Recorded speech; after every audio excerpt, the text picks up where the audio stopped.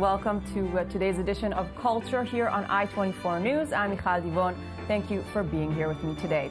On our show, we'll talk about Bob Marley in honor of the 70th anniversary of his birth. An Iraqi artist uses shoes to mock the Islamic State. And Botero opens his latest exhibition in his hometown. Bob Marley, one of the world's most successful musicians, died in 1981. But this week, fans around the world celebrate 70 years since his birth on February 6th. With me in the studio is Gil Bronstein, reggae producer and expert, to talk to us about the man, his legacy, and the countless tributes held in his honor. Thanks for being here with us today, Gil. Greetings. So tell us, what's reggae to you? What's Bob Marley to you? Well, Bob Marley is an inspiration, I think, for many, many, many people in this world. Bob Marley, for me, is like a cry for freedom. This is the movement that we must do, each of us, from slavery to freedom to freedom. And is this what he represents? If there's one thing that Bob Marley represents, what would it be?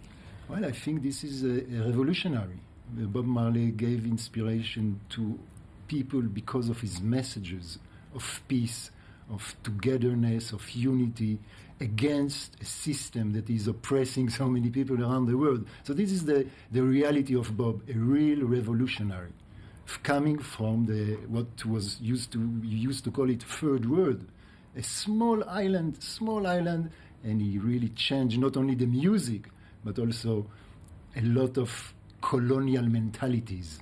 And so he has influence around the world, and he's really become this mainstream culture. And in Israel, we'll talk soon about how he's influenced Israelis. Why do you think his music is so universal as well as his messages? First, the first reason is because the music is amazing. Every that's tune, every true. song is absolutely amazing. He invented reggae music with Lee Perry, so he really exposed the world to a new rhythm, to a new music, and it was the first time that we saw black and white together in big stadium and rejoicing together, and this solidarity. This is the message of Bob Marley. So it's music and solidarity, I think. And so what about the reggae scene in Israel? What's it like? Reggae scene in Israel is huge because we need this music like a medicine in Israel. Reggae music is a medicine for many people. Us especially. Yeah. And here we need this peace music, we need these messages. We have in Israel sound systems that play sometimes even abroad.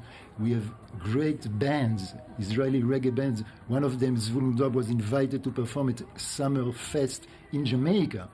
We have Koach Rasta, we have Tikva Shesh, that is even mainstream reggae band in Israel. Very and you've popular. brought many big names to Israel from the reggae scene, including Marley's son, Ziggy Marley, who's married to an Israeli. Of course, most of reggae musicians and reggae bands came to Israel sometimes twice or three times to visit, and it's always very successful. And we have also a reggae festival in the desert each year. So the scene is really beautiful, and I'm telling you, every weekend you have reggae parties all over Israel, in kibbutzim, in cities.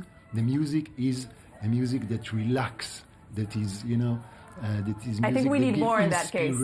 If it relaxes, we probably need more of these parties around Israel. So it's now 70 years since his birth. How are Israelis celebrating?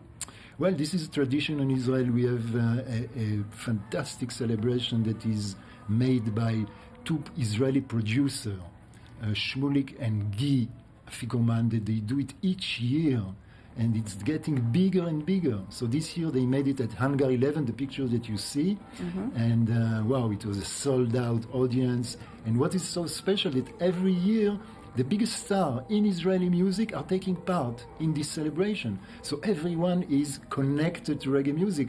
Not only reggae musicians, but also rock stars, pop stars in Israel. Everyone wants to be part of this celebration because for us, Bob Marley is big in Israel.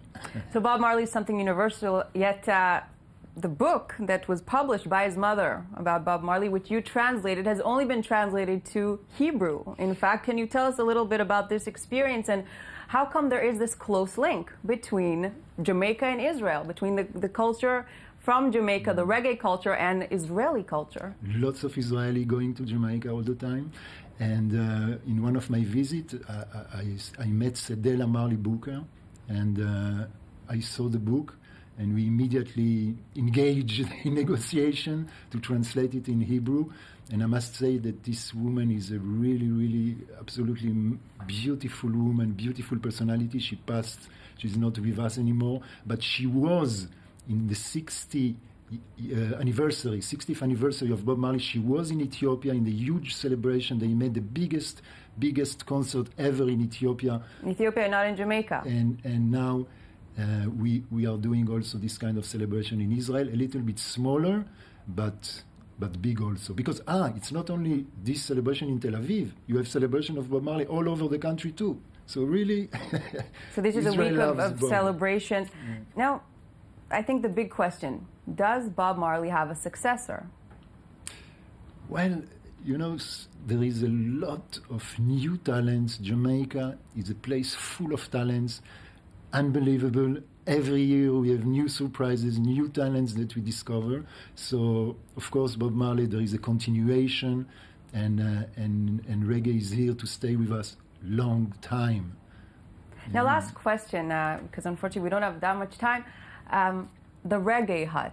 I mean, I think you're the number one person, the number one expert on reggae, the go-to man in Israel. Tell us a little bit about the Reggae Hut and the archives that you have, very special archives. Yes, in my yard, I have a small hut, you know.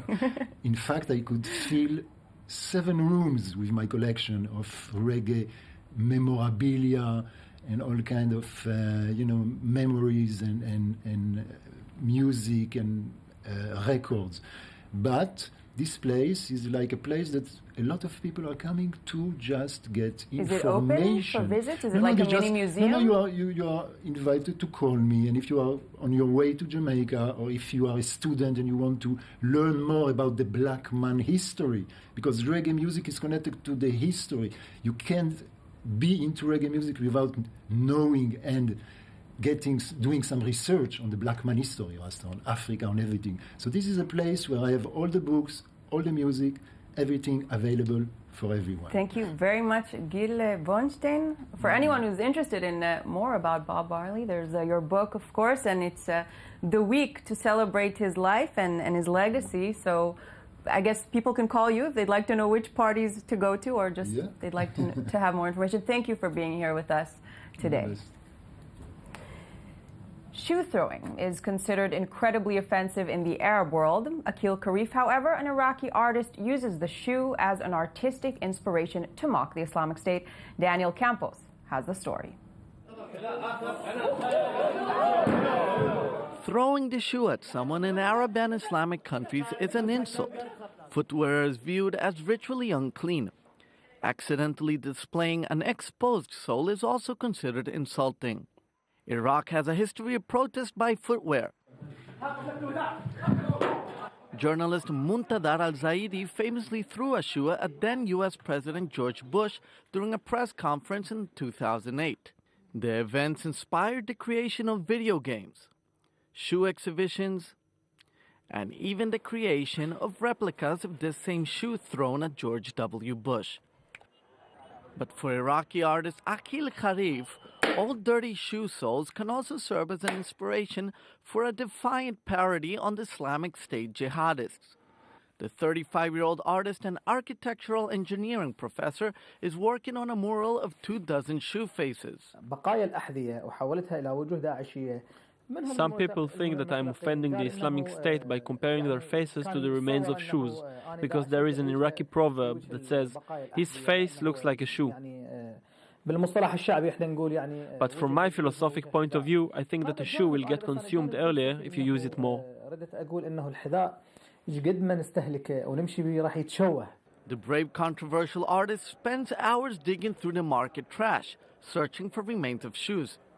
Akil Karif is sometimes mocked for searching through trash, but wants to convey the idea that rubbish is not harmful and can be used for useful things.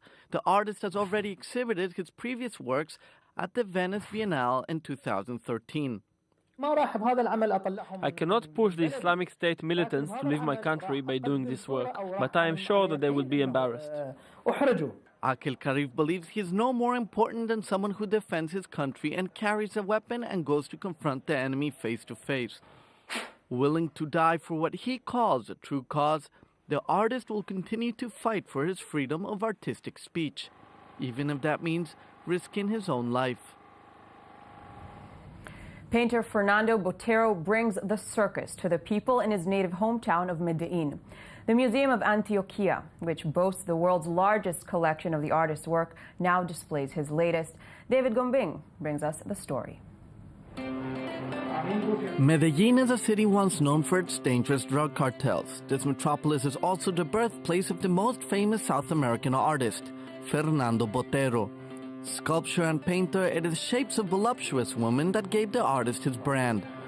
The general public also knows him for his circus scenes and also for the painting of religious figures. At age 82, he is a true star of the art in South America, particularly in Medellin, where he is praised by the local population. The Museo de Antioquia is one of the most respected museums in the country. It is here that in the past he exhibited his religious-themed works.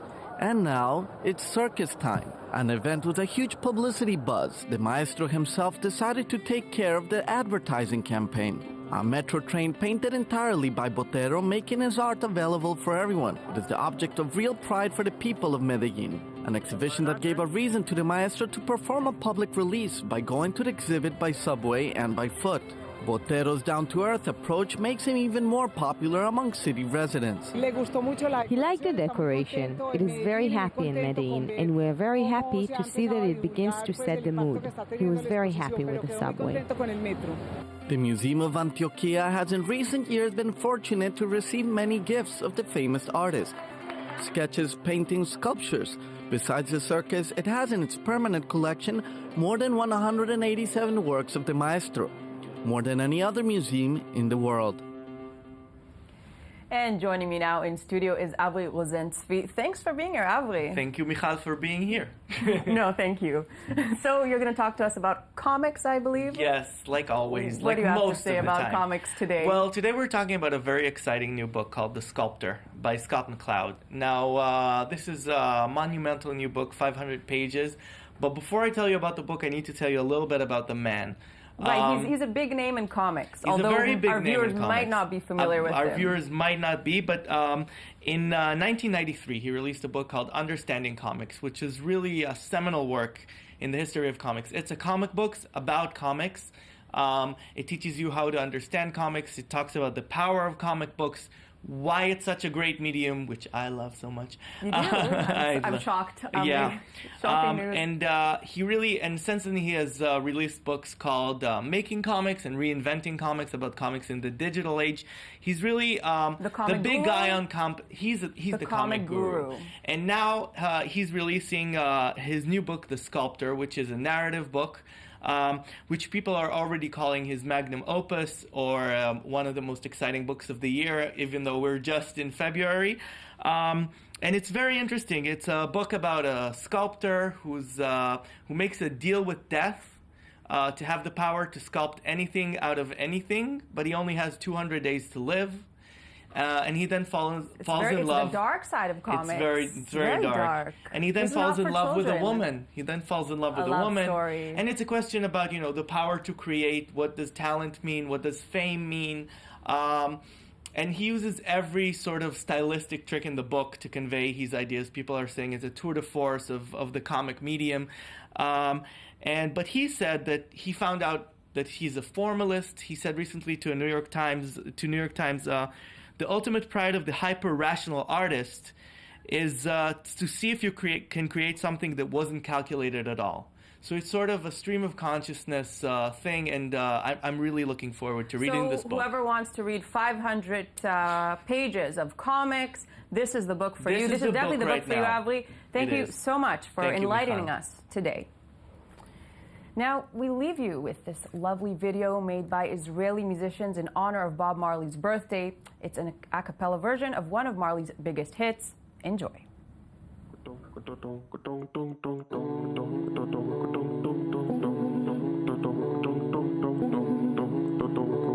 Could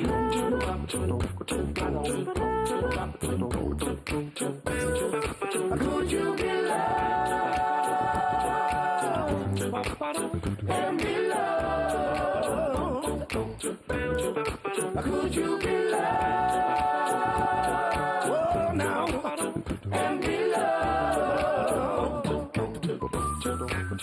Don't let them fool you.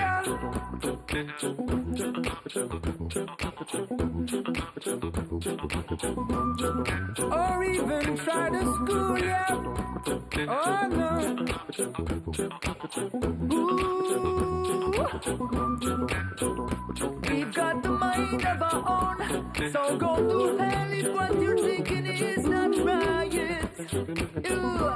Love will never leave us alone. In the darkness there must come out the light. Could you be loved and be loved? Could you be loved? Oh, now and be loved. The road of life is rocky, and you may stumble too. So why?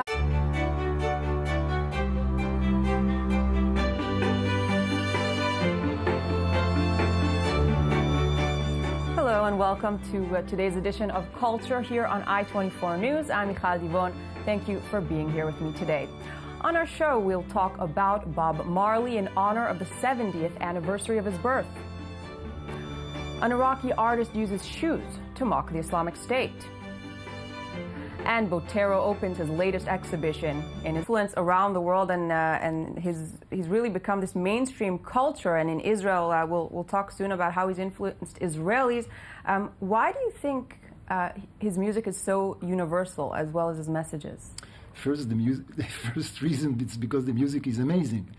Every that's tune, every true. song is absolutely amazing. He invented reggae music with Lee Perry, so he really exposed the world to a new rhythm, to a new music. Bob Marley is an inspiration, I think, for many, many, many people in this world. Bob Marley, for me, is like a cry for freedom. This is the movement that we must do, each of us, from slavery to freedom to freedom. And is this what he represents? If there's one thing that Bob Marley represents, what would it be?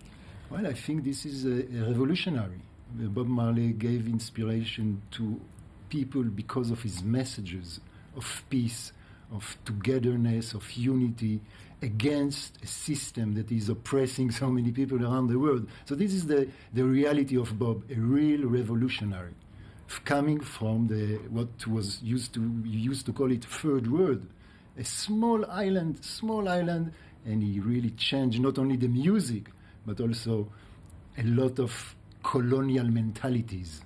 And so he changed this. He has in his hometown. Bob Marley, one of the world's most successful musicians, died in 1981. But this week, fans around the world celebrate 70 years since his birth on February 6th. With me in the studio is Gil Bronstein, reggae producer and expert, to talk to us about the man, his legacy, and the countless tributes held in his honor. Thanks for being here with us today, Gil. Greetings. So tell us, what's reggae to you? What's Bob Marley?